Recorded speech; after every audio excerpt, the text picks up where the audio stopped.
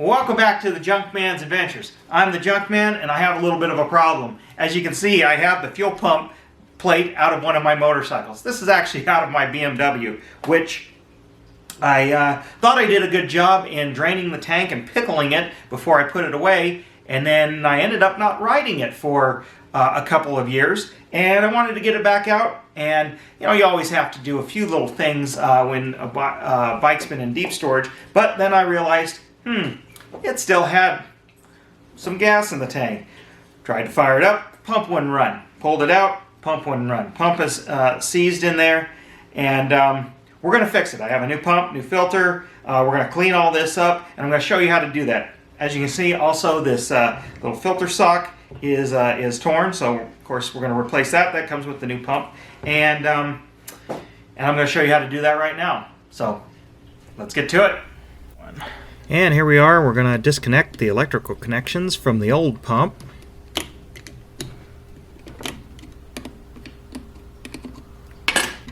And I tried with some nippers to just cut these one-time use clamps off, but as you see, I ended up just breaking the old pump, which it didn't matter, it's seized, so who cares?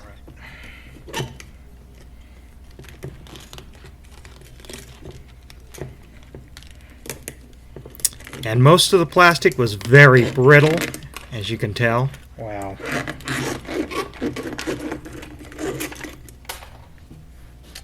And I resorted to using the Dremel tool and the little cutoff wheel to just cut the clamps off. And that's what I did here to all of them.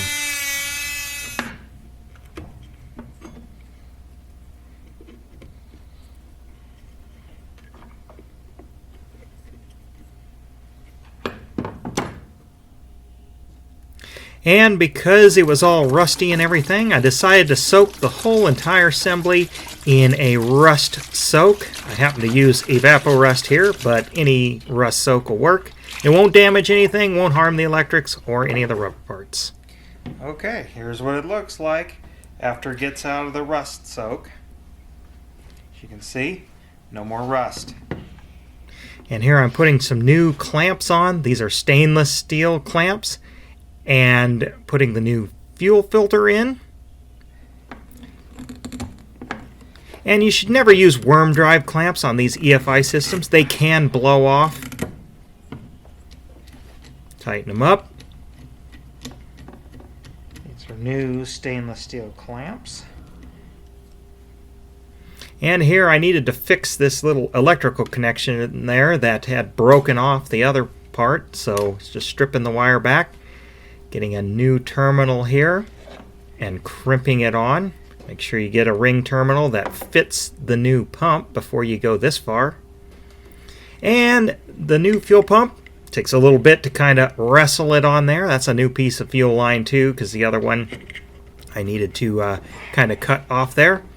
And there's a little rubber baffle on the end that needs to get kind of sandwiched in there. And with some wrestling, I got it in there.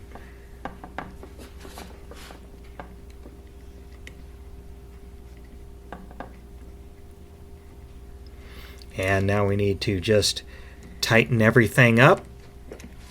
The new connections on there.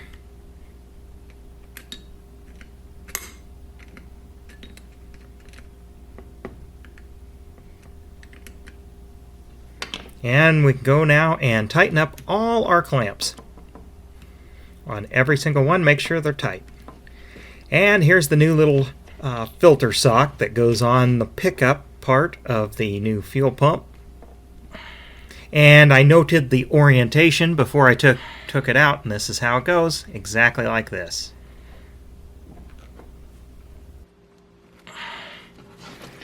Well, there it is, got it all back together. It wasn't too hard, really, just kind of reverse of taking it out. Now I've got to put it back into the tank and see if it works. That's the real challenge. All right.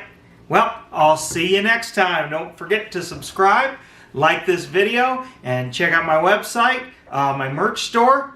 Come on. You know I wouldn't end the video without starting the bike.